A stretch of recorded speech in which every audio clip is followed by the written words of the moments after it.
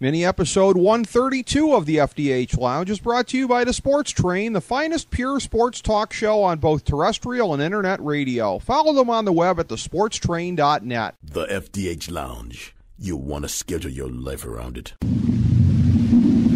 A long time ago, on a gloomy, wet Cleveland spring night, two men stand alone amidst the late-night drizzle. Their voices echo across the vacant station parking lot as they debate the merits of the great American radio show that have been missing for far too long. On that night, an idea was born. That idea became the FDH Lounge.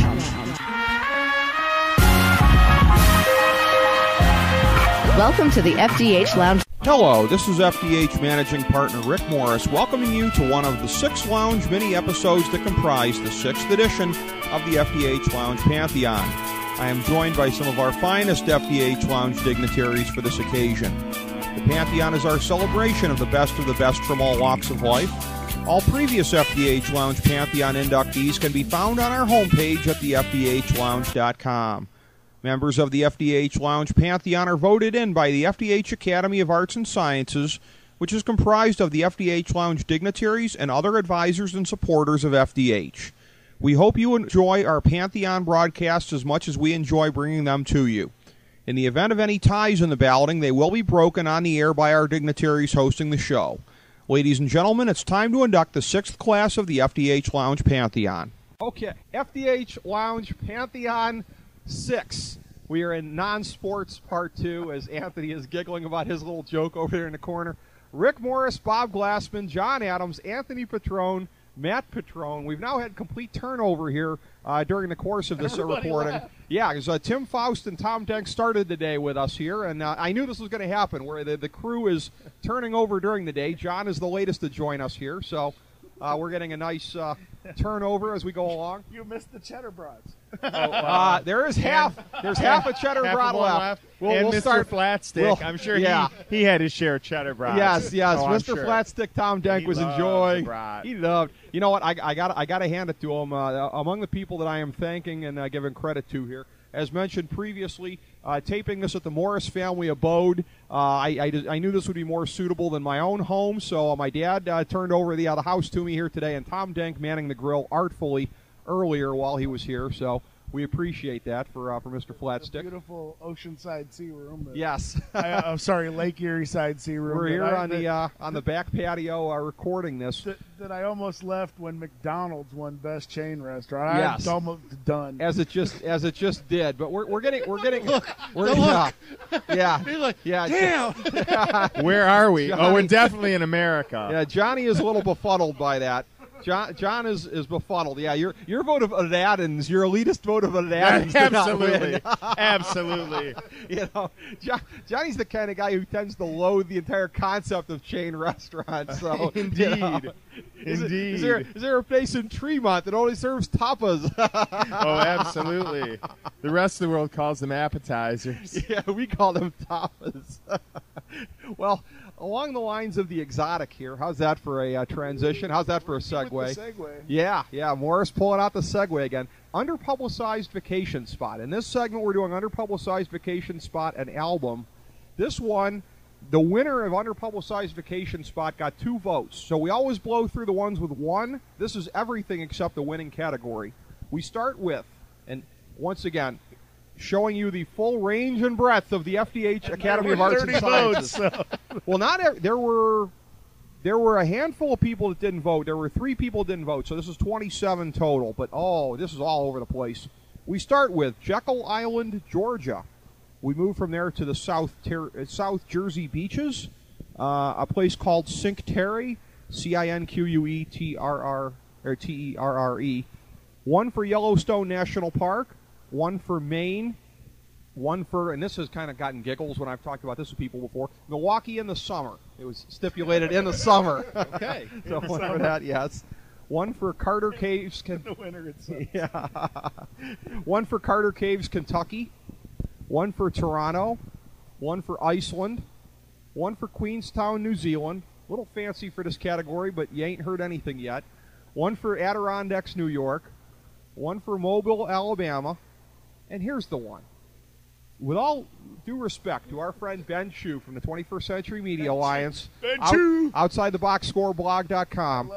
Ben, by definition, you cannot be underpublicized if you've hosted a freaking Summer Olympics. 1 vote for Barcelona, Spain. What? 1 vote for Barcelona. Ben Chu, I love you, but, dude, is that seriously? by any measure that anybody can think of underpublicized? That's highly publicized. Ben, sorry, dude. Yeah. It had a freaking Olympics. 1 vote for Calypso Island Cruises. 1 vote for Turkey.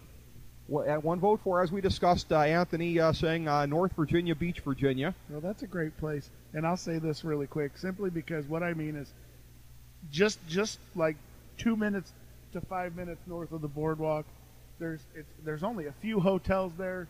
It's an empty beach. It's a beautiful, nice place. If you just want to go without the crowd, you could take your kids there, and you don't have to keep an eye. Well, you got to keep an eye on your kids, obviously, but you don't have to search for your kids if they tend to wander off because there's not millions of people there. Your kid can go out into the water, and you can still see them and not have to fight. You can look down and look back up and go, "Oh, look, there's my kid over there." Yeah.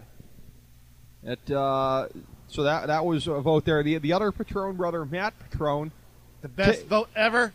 Taking the one might say the simple pleasures vote in bed. It was your vote. So.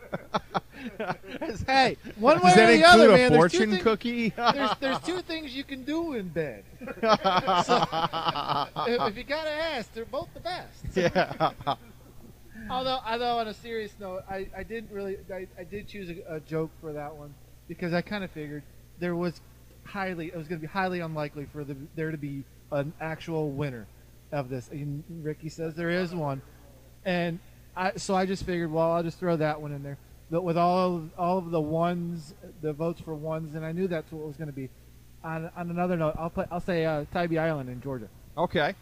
It's a great place. I never actually stayed there. I visited there when I was staying in Hilton Head.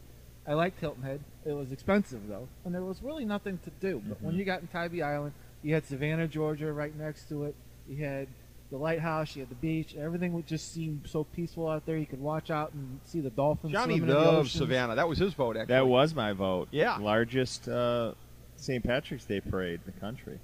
Interesting. Savannah was a great place. I really liked it. There was Very a lot cool. to do there. And unlike the one in New York City, probably nobody marching in assless chaps in it, so it's got that going for it. Yeah, nothing crotchless there. Yeah. Yes.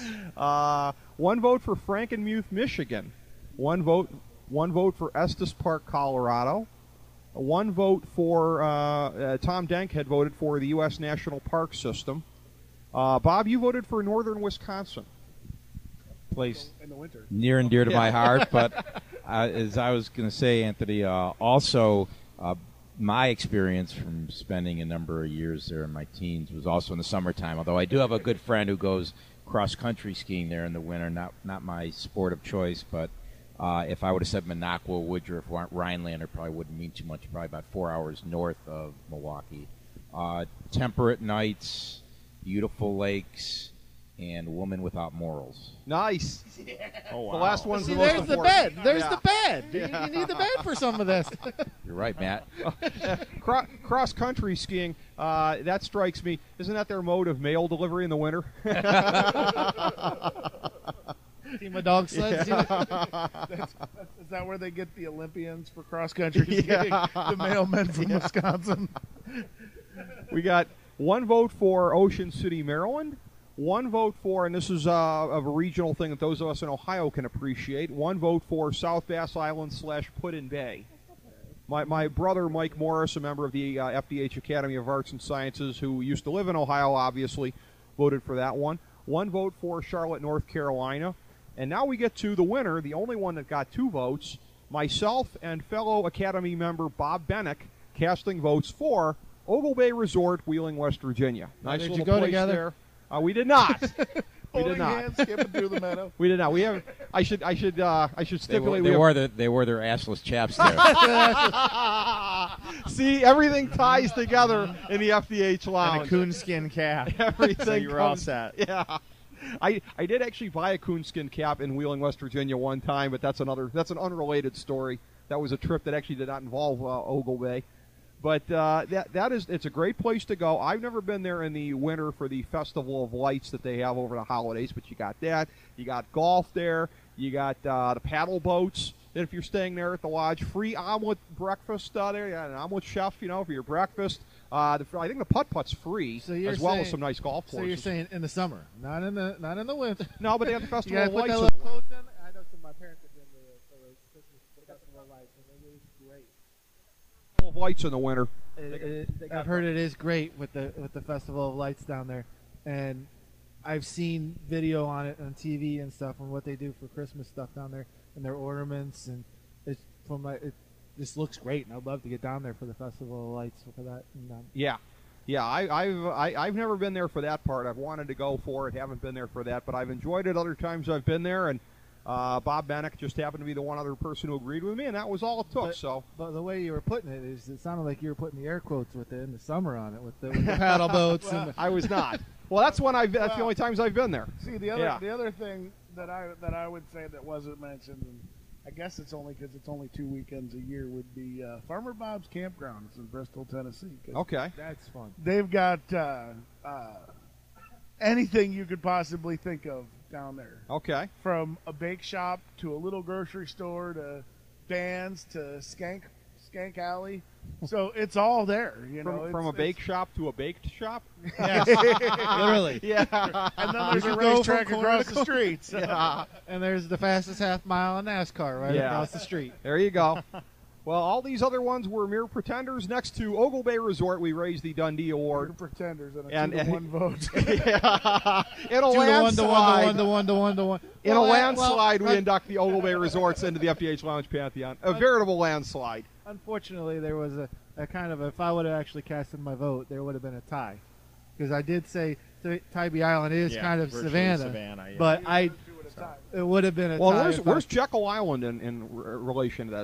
Is that close? Know. Russ Cohen voted for that. I've never heard south, of it. I believe. Okay. Upon arguing with himself over a number of these categories, Ricky is not going to let you change your vote. Did you climb them big steps in between them buildings down there? The one you go down the main strip in Savannah. Yeah, and then you could go down by the river. You're talking down about? By the river, and when you climb up the hill in between two of those buildings, their steps are like 3 or 4 foot tall. Yeah. We had to climb them just for the hell of it. Oh yeah. They've done a really nice job in that city of keeping the restoration of some of the older buildings too. Really nice job in the restoration down there. So our final one to tackle in this second segment of non-sports, our penultimate segment of non-sports, is Best Album. We had a little bit more clumping up on this one here. There were a couple ones that got more than one vote. And more than 2 votes, actually, for that matter. That's actually kind of surprising to me, too, because there's so many good albums out there. So many different tastes. So many different tastes of music, so many different artists out there. But it is spread out. It is still pretty spread out. We'll go through them here. Start with me. Mine was, 20 million people can't be wrong. I voted for Hybrid Theory by Linkin Park. I was really surprised that wasn't YMCA. Well, we did. I'll jump ahead here and note that FDH Academy member Paul Pasick voted for the Saturday Night Fever soundtrack. There was something similar on that. There was a vote for Close to the Edge by Yes, that, of course, being Russ Cohen, who participated in the John Anderson interview that we did with there. I think Russ mentioned to John he had seen Yes in concert like 30 times. So I know one that Ricky should have picked. Who? Who did you interview? Well, I should have. Oh, well. There you go. Steve Perry, yeah. Give it a chance to name drop. It's funny because I'm starting out doing these chronologically in order with when I get them, but I'm going to jump ahead again. There was a vote for Journey Escape, Steve Cervillo. And you interviewed Steve. Yeah. So it would have been 2. That shows you how much I love Hybrid Theory, doesn't it? 1 vote for Born in the USA. 1 vote for Nevermind. 1 vote for Appetite for Destruction. 1 vote, and Nate Noy, fellow Academy member and dignitary, incredulous that he cast the only vote for 1984. He thought I was a liar. He thought there was a groundswell. Where's all the 1984 votes? Well, Nate, you are the entirety of that. It's a good album. It was a good album. But it wasn't. It wasn't a great. I wouldn't go as far as to say the band's best, even, but it was a really good album. I'm gonna just throw this one out here and see if you guys can guess on this. Only one group in this had 3 different albums mentioned. Anybody guess which? It's got to be U2. No, they only had one. Achtung Baby was the only one that was on it. That was your vote, actually. Yeah, okay, yeah. I would venture out to say Rush. I was No, thinking sadly Rush. there were no Rush I was thinking representations that, here. but I want to say Led Zeppelin. No, Van Halen? this is an interesting guessing game. No, The Stones. no, there were no Rolling Stones votes and no Zeppelin votes. I have another Pink Floyd. No Pink Floyd. They were not named. Let's move Was along. the Who? No. Seriously, you guys are whittling this down to where like the next 1 or 2 votes should be it. It's a lot more obvious than you would think, really. Beatles. The Beatles, yes. Okay. The first of the 3 that the Beatles got. Boy, I didn't. I was going for the Bee Gees. So Okay. You better go for them quickly. Yeah. I was shooting for Village People. Oh. Well, the first one that got listed was the White Album. That was the first one to get a vote, and then also there was a vote for Abbey Road, and then we get to one of the ones that got multiple votes. So we'll cover that later. But the White Album and Abbey Road each getting a vote apiece. 1 vote for Dookie by Green Day, 1 vote for 21 by Adele, 1 vote Ken Beck's The Scout, voting for Funkentelli versus the Placebo Syndrome by Parliament. What's up, Ken? Call me sometime. Yeah. Yeah. You got to like the Parliament vote in there. 1 vote from Anthony, Girls, Girls, Girls by Motley That Crue. was an see, the thing with that album is that's just an album you can just put in and sing every song on it. And to be honest with you, and being that I am his brother, I know that it is one of his favorite albums, but it is not his favorite album. Motley Crue is his favorite band, but Saints of Los Angeles is his favorite album. The only reason Okay. I didn't go with Saints of Los Angeles is probably because 90% of the people voting have never heard of it. Well, this too other new. one here, speaking of one, similarly, I actually this group got 2 votes, balanced by Van Halen. You voted for that one, Matt. Yeah, I am not 100% sure, but I heard it was their story of becoming sober. Okay. Van Halen becoming sober. I think it was, yeah. I get one of the youngest here. Not Okay. the youngest, but I've liked David Lee Roth and Van Halen. Okay. He was very energetic. He was very outgoing on stage. He had a great voice. But I think the range with Sammy was a lot more. I think Van Halen was able to do a lot more with Sammy. And when they came out with that album, well, one of the song that stuck out the most for me was Feeling. I mean, the way they sang that song, you could picture in your mind, anybody could sit there and say, yeah, sometimes I don't know what I'm feeling. And then the rest of the album, just sometimes some of it rocks, some of it is just out there, you know? So you're a Van Hagar guy. Yes. Okay. They definitely Wow. evolved, I Well, think, see, with Paul Belfi Hagar. wants to fight you. See, the thing is, though. Well, then why did he take Sammy Hagar in the band draft? See, the thing, Should've, see, yeah. the He thing, did. though- That's the what thing, got him though, kicked Oh, out. that's right. That's right. The thing with that album, though, with Balance, and I will still stick with my Girls, Girls, Girls, because it's just a phenomenal album. But the thing with Balance is you could just, even in the song Feeling, you could hear the pain. And some of it, you could hear pain in certain songs, you could hear The excitement love of the in music. certain songs. It's all in there. Well, you talk about variety. There's half votes apiece being cast here by FDH Entertainment editor Samantha Jones. She casts a half vote for Awake by Josh Groban and half a vote for Scream, Aim, Fire by Bullet for My Valentine. So Samantha with her usual amount of variety across the page here. 1 vote, FDH Academy member Bob Bennick voting for British Steel by Judas Priest. So that gets represented. 1 vote for 10 by Pearl Jam. 1 for Bob. Your vote was On the Border by the Eagles. Love that. Love any of the Eagles stuff from that era. It's seminal of my kind of music taste, but that album started to be produced by Glyn Johns, who was elected to the Hall of Fame in the last part, and ended up being produced after the Eagles.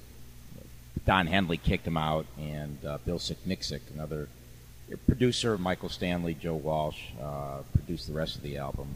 And just from Already Gone to Old 55 to On the Border, any number of songs. I think, like Anthony talked about, another album, which ironically albums are not, now you download singles, you don't get the whole effect of an album.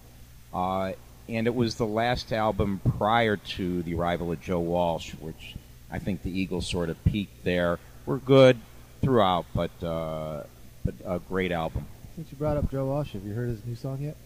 No. Analog Guy. He's just an analog guy in a digital world. when some 10-year-old smartass is going to show him what to do? I did hear something about it. Yeah, I heard a little something about that. I have not heard it itself, actually. The interesting thing is, Bob's one here. You talk about the golden age of albums, and I think that really was the case. What's the next vote here? Boston by Boston. I mean, that's... by the way, my brother Jeff Mike Neal. Morris voted for that one. You did. That's right. That's right. Well, we did collectively here during the band draft. And if you want kind of a tie-in to the fast food chain restaurant thing, after he interviewed Jeff Neal from Boston, we had Tony Mazer was on our show at the time. Yeah. And shout out to T Mays. Yep, shout out to T Mays. They sent us tickets to see Boston and Kettering. So the three of us decided to go for a road trip. Tony was the one that had the directions. He says, I got the directions set here. Just don't worry about everything. I'll map quest everything. I'll get it. He says, all right. Now, it's only a 4-hour drive, but we figured we'll stop for dinner somewhere before we get to the show. And Tony would argue that Hardee's is the best chain restaurant ever. Now, Tony said that Hardee's was just off of the expressway, not out of our way. It was about a half hour off the expressway. Out of our way to get to Hardee's. It's a good burger. That is a good burger. Yeah, but not a half an hour out of your way, good. Hardee's is no racks, though. You got to give it up the racks. Got to give it up the racks. We were driving by Swenson's too. Swenson's, yeah. We were driving by some college, and I don't even remember where it was, down by Dayton. And I'm looking up. I'm like, I just think we're lost. And he goes, no, 2 more minutes. Then he brought up Dick from Dayton, so. Yeah. Well, when you want to eat Hardee's, you got to eat Hardee's, no question about that. But that Boston album is great. They were great live. I think Tom Scholl's guitar was just different than anything I had heard previous. It was amazing. And Bob, I got to tell you, this is a funny story from when we did our band draft. When we were drafting the rock band guys. Jeff Neal was on the phone as one of the judges. Jeff Neal is the drummer for Boston. It was a thing where not the original drummer. No. Sib was. There is no. And I'll explain Sib in a minute. Hashian was the. There is only a tour group. Tom Scholes actually does all the music on the album. Right. Tom Scholes, and then they had brought in Brad to sing, and that was the only two that were actually in the band. The rest of it was just. Anthony's first round pick in this thing was Tom Scholes, and Jason, who was participating in the draft on the phone lines, and not knowing a whole lot about Boston and realizing about Jeff Neal. What? Oh, what a reach! What a horrible pick! I was like, Jason, with a hand-picked drummer of Tom Scholes on the phone. Jason, you might want to stop digging right now, buddy. It fell to me on the air to tell him he needed to quit while he was behind, so that was kind of funny. So we've gone through all the ones, and it's quite an extensive list with 1 vote apiece. We come to the ones with 2 votes apiece. 2 votes for Thriller by Michael Jackson. I was surprised that you didn't hear Michael Jackson in there earlier with even 1 vote for one of his other albums. Yeah, whether it be Off the Wall or any of the Jackson 5 stuff or whatever. As many people as they say they don't like Michael Jackson, or as many people as are against Michael Jackson, that man could sing. Yeah. That man could dance. That man had talent. You're flat out lying if you don't like at least some of his catalog. Exactly. I don't really like the stuff after Thriller because I don't like the electronic stuff. I like when it was more the horns and harmonies and stuff behind them and stuff. Flipping off on the guitar. Yeah, it's like I don't. Yeah, but arguably Thriller would probably be the best of his catalog. His apex. Yeah, that got 2 votes. There was a lot of others that were. I'm surprised nobody picked. Well, the winner in this one here, we talk about 3 different Beatles albums being represented. I mentioned 1 vote for the White Album, 1 vote for Abbey Road. It's very interesting in this because if I were to tell you there would be 3 votes in here for different albums, you would think it's at least 50-50 that Revolver would be one of them. It's not. The third one that gets represented, and with 4 votes, your winner, probably not too surprisingly, Sgt. Pepper's Lonely Hearts Club Band by the Beatles. That got 4 votes. That's a real critic's darling. And honestly, there's a couple people who cast the vote who kind of told me that's kind of how they went there. Don't kid yourself. The Rolling Stone top 500 albums things or whatever. I mean, Raymond Smalley pretty much admitted to me that influenced a lot of what he thought on that. What critics think matters. On that Rolling Stones album, how often do they do that list? And how many times is there a list out there that they do that you've never even heard of the artist? Yeah. So, I mean, are they just trying to throw out a name on some of these because you never heard of them? Or here you're picking songs that you're picking albums that we actually like. You know what I'm saying? People we know use the different album. criteria, I think. Yeah. If somebody is basing their selection of their top album off of somebody else's list, then they don't like music. No. Yeah, I mean, It's personal. it is personal, and that speaks to the diversity of the bands chosen. Because we've all been in a car, and suddenly you hear a song, and it's a time warp back to wherever, and you can put yourself right there. And that's one, I think that's some of the power in music. If you're going to make a list for top albums by how much they sold, that's a different list. This isn't the list that you're talking. This is my understanding what this list is about. Yeah. Yes. Yeah, absolutely. If you're picking off of somebody else's list, you're picking somebody else's personal opinion. I mean, my taste differs from John. It differs from Bob's. It differs from yours and Matt. Well, not as much Matt's. We're pretty close. We're pretty close, but it differs, and that's why I agreed with Matt. And all the way up here, I kept thinking when we get to that, it's going to be 1, 1, 1, 1. Yeah, it's going to be like a 30-way tie for first place. Yeah, it was, and that wouldn't have surprised me, but we did get a couple here that kind of clumped up. And probably the best note to bring it around on is this. This is something that's going to make John laugh. Is this going to be a last note thing where I shouldn't ruin it like I did the last segment? You can. We'll lift the Dundee for Bob holds Sergeant up Pepper. the Dundee Award for Matt. We'll induct Sergeant Pepper now before I tell the story. One of the things about the lounge and the relationships thereof is that there are things that go back a long, long, long ways. For example, that I pretty much grew up, at least high school years on, with the Adams Boys here. So something that Johnny will laugh about. My brother, when he sent me back the vote for Boston by Boston, reminded me of a thing here that I dubbed that thing for him one time on a cassette player. You remember the old green van, Johnny, the big old green van? I do. With the Bondo that was always on the side? I do. Yeah, the family vehicle here, one of them anyways, that I was dubbing that for him, but I screwed it up, and like towards the beginning there was like about 10 seconds of just the van idling before it went back to the music. Nice. Priceless. Yeah. I would just say that there were a couple that really surprised me that nothing was picked, like the Red Hot Chili Peppers. I really thought there might have been something from them on there. My son wasn't allowed to vote. Oh.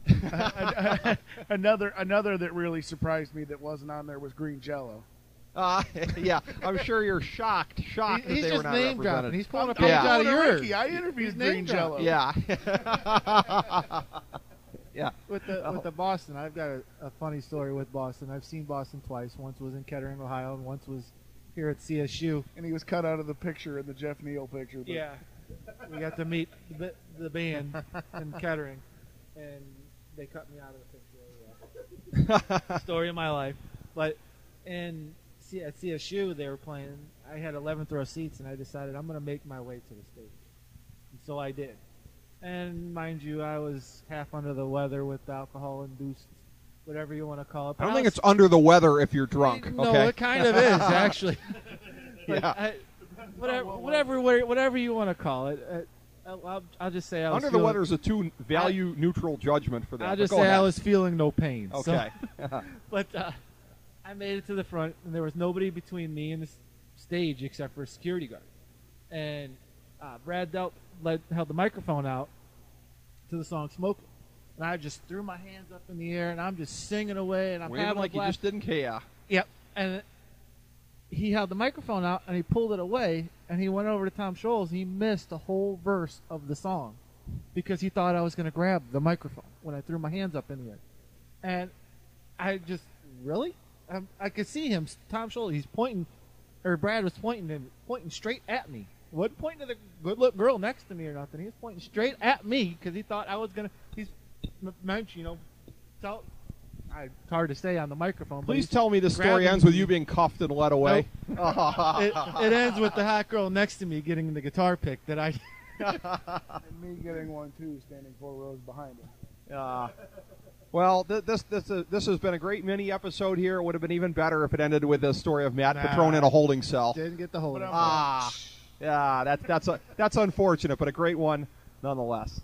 As we bring the show to a close, we would like to extend our deepest gratitude to NBC, CBS, ABC, Fox, all Clear Channel affiliates, TNT, TBS, USA, UPN, Deadspin.com, YouTube.com, YTMND.com, MySpace.com, various blogs, Fox News, CNN, CNBC, MSNBC, IamBoard.com, Billboard.com, Google.com, ESPN, ESPN2, ESPN News, ESPN Classic, NBA TV, NFL Network, Sports Time Ohio, Athlon Magazine, Comedy Central, Cartoon Network, The Boomerang Channel, QVC, BET, The Spice Channel, Steno Notebooks, Manwich, Papermate Office Supplies, waitresses, strippers, bartenders, garbage men, janitors, microwave popcorn, the writers of The Office, Scrubs, Entourage, My Name is Earl, Oz, Metalocalypse and the Boondocks, Aquafina, and the periodic table of elements.